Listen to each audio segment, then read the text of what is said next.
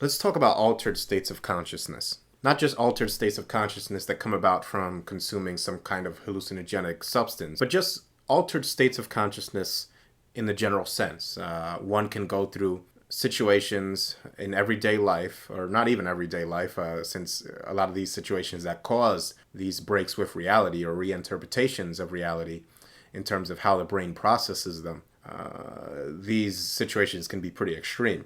And we see this with PTSD and psychological breaks. But before I get into all that, I want you to picture this scene. Now, as you know, if you've listened to the videos on this channel, I'm all about delving into the rabbit hole with Alice. I'm all about discovering what it means to be human, to be a human male, what it means to be the human animal. And I believe that one of the qualities that are intrinsically human is the quality for self-discovery, to ask what it is that we really are and why we're here. And there's great power and knowledge in knowing what you are to the highest degree possible. So myself, I'm always on this quest. I consider myself always on a never-ending quest to discover more about what it means to be myself and what it means to be a human being. And with that said, I'd like to share with you a story about a job that I was working at a couple years back. Now, this was a manufacturing company, a machine shop, and I was charged with the task of training a new employee on how to use an extrusion saw. This was a computer numerical control aluminum extrusion saw designed to cut 60-foot lengths of aluminum. I was tasked with training him on this saw and showing him exactly what to do and what not to do in order for him to do his job properly and to make sure he didn't lose any fingers in his process. Well, apparently I failed at that because he ended up losing a finger on that machine. And the guy wasn't mad at me because he knows that what he did in order to lose his finger was something that I instructed him time and time and time again not to do. Briefly, I'll describe what happened. He was using this extrusion saw, and sometimes on this saw you have to do miter cuts, meaning cuts at a 45-degree angle instead of a straight 90-degree cut. And in order to do that, one has to go under the saw. And not only do you have to switch it, adjust the pulley system that turned the wheel that allowed the saw to cut, but you also, for the pieces that we were doing that required this 45-degree angle, you also had to go in there and you had to adjust the height that the saw would come up at so the piece would be cut properly. I told him over and over, when this saw is at a 45-degree angle, I mean, don't do this under any circumstances, I told him, but specifically when this saw is facing a 45-degree angle, be extremely careful and make sure that when you open up this compartment to adjust the height, that you look at exactly where this pulley system that drives the wheel, the saw wheel, is positioned exactly so that you don't get your hand mangled, because this thing was spinning at a ridiculously high amount of revolutions per minute. It was an extremely dangerous machine if you weren't paying attention. And unfortunately, he wasn't paying attention. And so he had it turned at this 45-degree angle, and I was on the other side of the warehouse, and I hear him yelling, and I run over, and I see that he got his finger mangled in this saw. And so we immediately tried to stop the bleeding, and we got him to the hospital as soon as possible, and he lost his finger, unfortunately, but he was fine in the end. And so we were happy that it wasn't more of a serious injury than just losing a finger. But the reason that I'm telling you this story is because I want to tell you what happened, what I did specifically immediately after we got him to the hospital and the cleanup job was announced. Somebody had to get this finger, this mangled finger, out of this extrusion saw. Nobody wanted to do it. And I'm not going to lie, I didn't want to do it either. But I volunteered. The job fell on me because I volunteered for it. And the reason that I volunteered isn't because I'm into this gory stuff. Quite the contrary. I actually find it a bit nauseating and I try to stay away from it when I can. But in these situations, there is valuable information to be processed. And the reason that I decided to dig this mangled finger out of this conveyor, out of this pulley system that turned this wheel, this bloodied, mangled finger, because I wanted to convene with something that our modern society both teaches us and naturally causes us to repress. I wanted to convene with that inner animal that lies somewhere deep down in our subconscious. And there's very few opportunities where you get to do this. I mean, people who go to war, they get to convene with that primal animal. And sometimes the cost of convening with this private animal and learning more about yourself. Because in this private little scratching, clawing, ugly little animal that resides deep within us is a whole heck of a lot of information about what we really are as human beings. This is why we're obsessed with Saw, the movies where people are mutilated, murdered, killed, chopped up in a disgusting and horrible way. And yet, when these movies are released, the box office is full. When Scream came out, or Jason came out, or Freddy came out, the box office was full. The silver screen was full. Why? Well, because we love to convene with that scratching, clawing little beast that resides deep within us. And this is what I talk about when I say altered states that don't even necessarily have to come about via a mind-altering substance, the consumption of a hallucinogenic, for example, LSD, dimethyltryptamine. These states of altered consciousness can be accessed through traumatic events. And so I seized this opportunity, this unfortunate opportunity where a man lost a finger, in order to process that gory scene and reflect later on.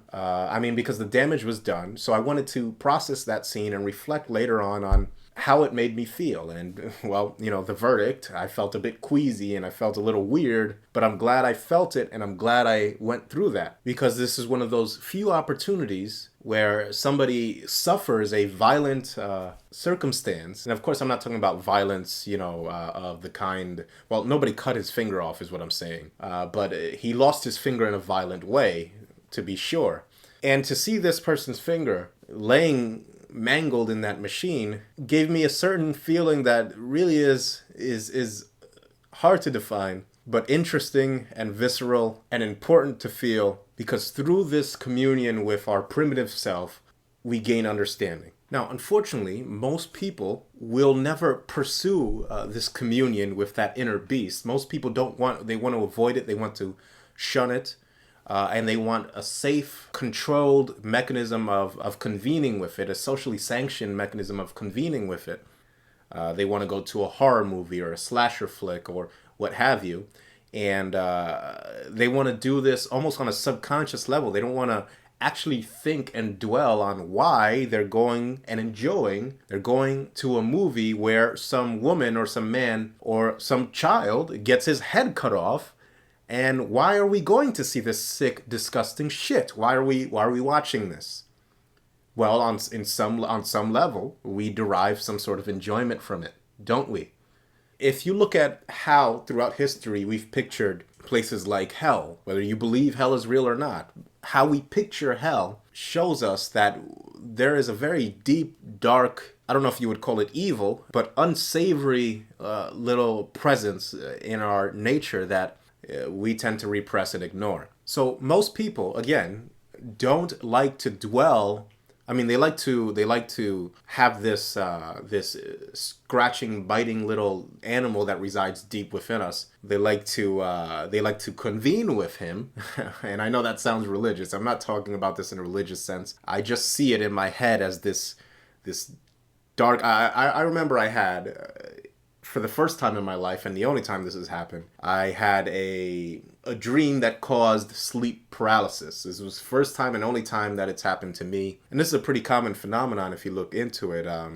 Sleep paralysis, meaning a dream so vivid and so lucid that at the same time renders you in a state of paralysis. You're almost fully conscious during this dream. But something happens in that dream that causes such primal fear that you can't even move. You can't even move. You can't move in your dream, and you can't move in your bed. I mean, you are literally paralyzed for a bit. And I remember the first time I've ever had sleep paralysis happen to me, and the only time, like I've said, is I was having a dream where I was driving a Jeep down a dirt road with brambles and bushes and thickets or whatever on each side of me. On my left and my right, I could see nothing but shrubs and woods. And I was driving this Jeep. It was a black Jeep. Out of nowhere, this little animal, I don't even know what you would call it, an imp, something, flies out of the woods and jumps on the screen of my Jeep. And this thing was this little, almost like what you, if you could imagine a hamster, a little hamster person. I know it sounds comical, but it was pretty damn scary when I was going through that dream. It's like a 1 foot tall, spiked little hamster hominid that was pure black. And I'm not talking about black like a person of African descent. I'm talking about someone that was pure black, the color of jet black, the color of ink. Put its hands, its little palms on the screen and just glared at me with the most intense, soul-crushing, horrifying, terrible glare that you could possibly imagine. I mean, this shit was scary. I couldn't go to sleep for the rest of the night. I couldn't sleep right for the rest of the week. It was just incredibly scary. And that's what I see this creature as, this creature that resides deep within the human psyche, that is violent, that is drawn to things like murder and rape and incest and, all of the taboo things that we love so much. No, I'm not advocating rape or incest or murder. I'm just saying we're drawn to it. And if we weren't drawn to it, we wouldn't pack the movies every time a new version of The Evil Dead comes out, and we wouldn't be fascinated by zombies and dystopia and civilizational collapse the way we are. We are drawn to destruction. I know you don't like hearing that. I know that sounds very, very, very, very bad, but it is sexy, isn't it? There's something appealing. Why do so many women and men have rape fantasies? Why? Because we are drawn to the taboo. We are drawn to the darkness, so to speak. And there's plenty of us, and there's plenty of things about us that's also drawn to good things and helping your fellow human being out, pushing away and repelling the darkness and the evil and all of those things that we make us queasy and make us uncomfortable. All of those disturbing little things that simultaneously repulse us and draw us in at the same time. I know this is going to be misquoted. No, I did not call rape and incest or murder or whatever sexy. I'm just saying that the larger predilection we have towards the all of these things that are base and primal, including but not limited to things like sexual violence and all of these murder and slasher flicks and gore. There's something that speaks to our primal desire within that. But I've gone on a bit of a tangent and I have to apologize. But the whole point of me bringing that up is that most people like to convene with this little monster, this little scratching monster deep within us. They like to convene with it in a safe, controlled setting. The movies, the slasher flicks, whatever. They like to forget about it. I mean, after it's done, they like to leave the movie and go back to reality where we repress these things. They like to go back and continue repressing these things. But the reason that they're there is the same reason that I went to go pick that man's finger out of a extrusion saw.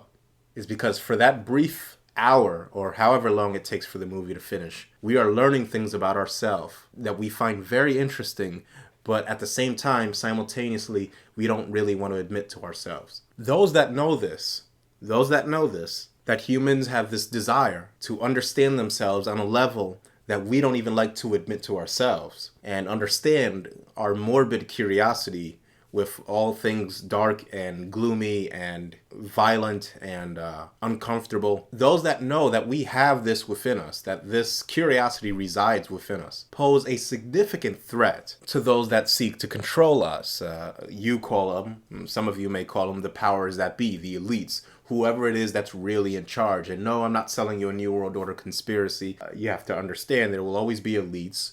There will always be those in power that seek to control and seek to guide the path of civilization and societies and seek to exploit even. Those of us that know this, that human beings want to convene with this little monster deep down inside of us, pose a significant threat to the powers that be. And this is why I believe, I'm finally getting to my point here, this is why I believe that psychedelics are so restricted in our society. Now, I want to be upfront with you before I continue on.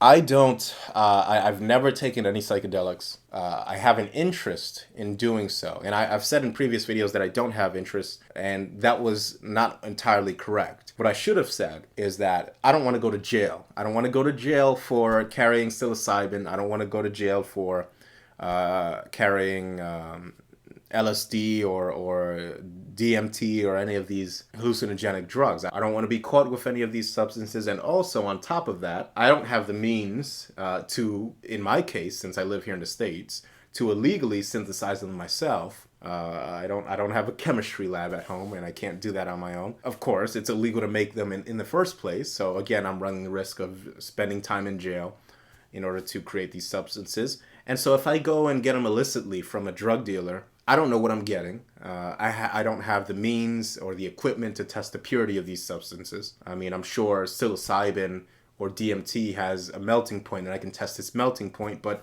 that gives me no conclusive results as to what exactly it is I'm ingesting and putting into my body. What I would find ideal is an industry centered around people taking psychedelics in order to discover and convene with this little animal that resides within us all and gain further understanding of themselves through psychedelics that can induce really some significantly different perspectives than the ones we experience in our everyday reality. I mean, DMT specifically really well, this of course is the most powerful hallucinogenic known to man. Some of the altered states that people experience on this drug really are incredible when you go on some of these forums where people post trip reports of things they've seen and things they've experienced while under the influence of hallucinogenic drugs. Very, very interesting little community centered around posting these trip reports.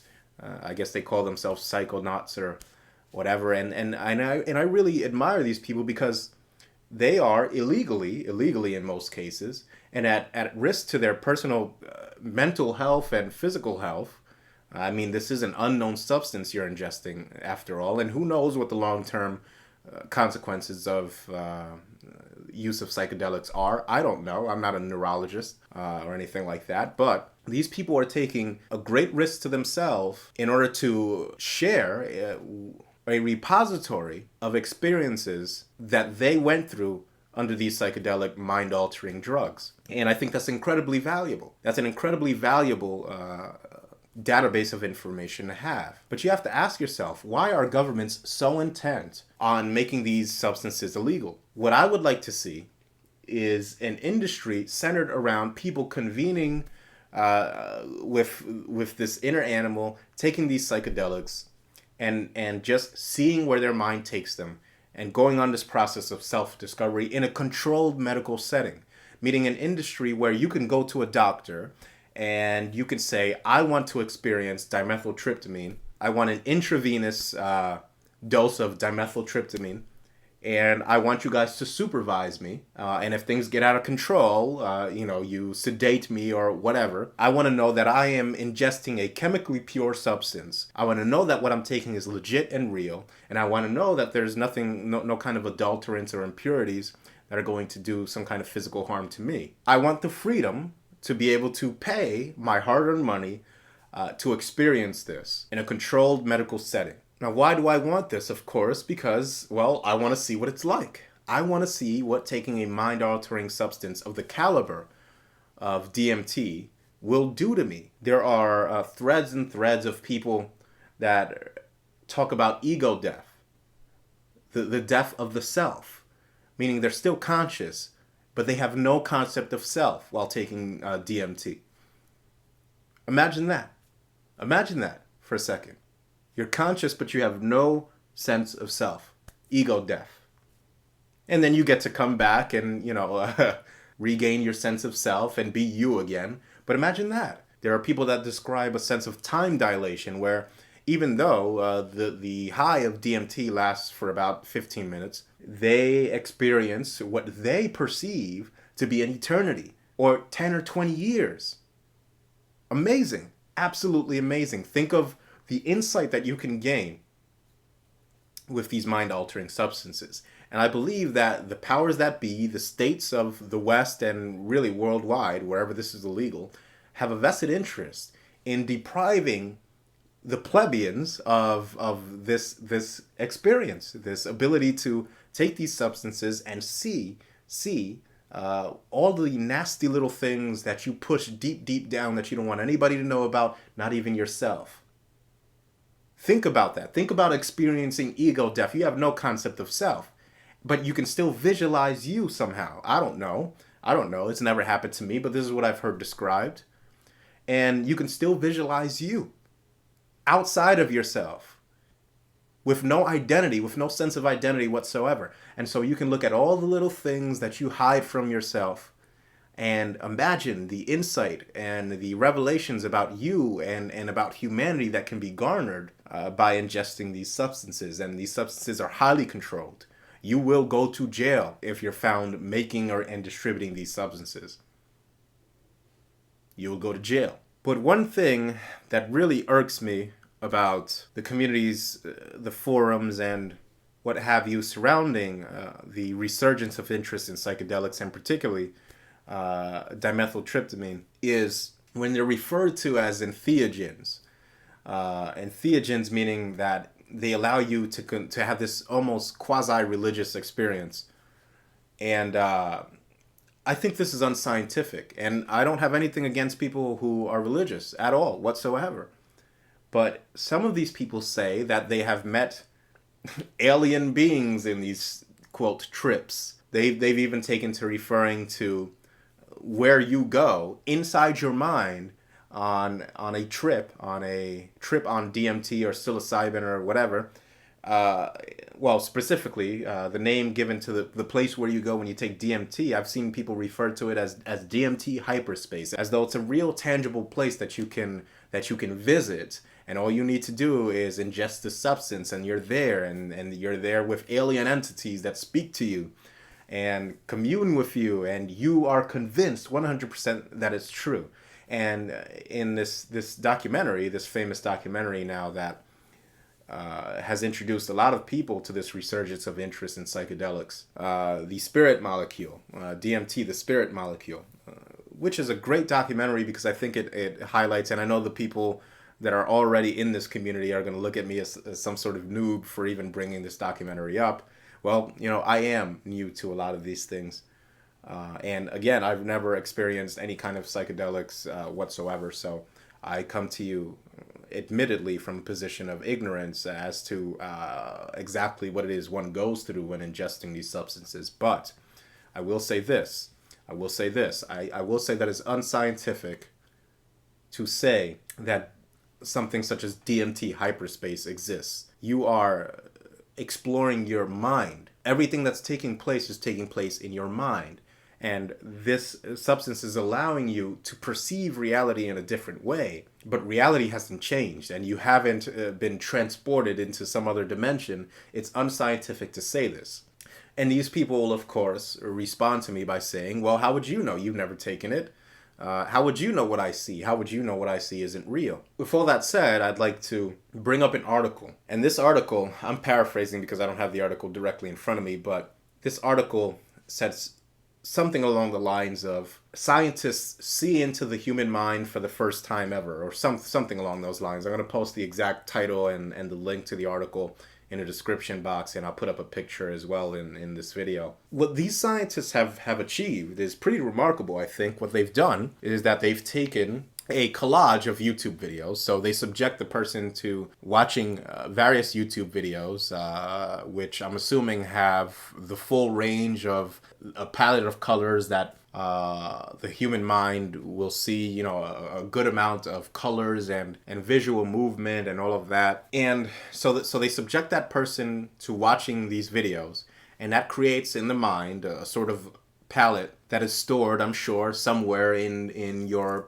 temporary memory. Then the person goes to sleep and the person dreams. Scientists have found a way to record what's going on in the brain during that dream by accessing that palette somehow. I don't the exact process by which they do this. I haven't read thoroughly enough into it to describe it to you, but it's interesting that for the first time they've been able to actually recreate, not perfectly and fuzzy and blurry and not completely accurately, but recreate the images that one is experiencing during a dream while they're having the dream. And so, again, and this is video playing of it right now. This is what the video is, and right next to it is what the person is seeing during his dream, his or her dream. And so this provides to us, this isn't perfect, again, it's very blurry, but for the first time you can see there are some correlations here, and you can see that there are pictures forming here, especially in terms of the faces that you're seeing. There are similarities. There are very, very striking similarities, in fact. And what I find remarkable is that whenever you see a face, it looks like an amalgam of different faces that they've seen. So the brain is perhaps jumbling this information that they were exposed to while awake. And it's going to be very interesting how scientists going into the future decode this and perfect this. And who knows, the ramifications of such a technology really are awesome. And the implications are vast. And I could see this being used in a court of law one day. We use polygraphs, and those are, of course, very, very, very inaccurate at times. But this has the power, the potential, to provide to a court of law, for example, a dream of somebody who killed somebody, and they can dream and see if he reenacts this scenario, how he killed that person in one of his dreams, and that can be used as evidence against him one day in a court of law. Who knows? Very Minority Report-ish. But even still, for those of you who say that DMT induces a transportation of sorts to this other realm, to this DMT hyperspace, I say that in the future, with technology like this, we're going to be able to prove you wrong. We're going to be able to prove people who say this wrong by showing you that, yes, it is in fact all in your head.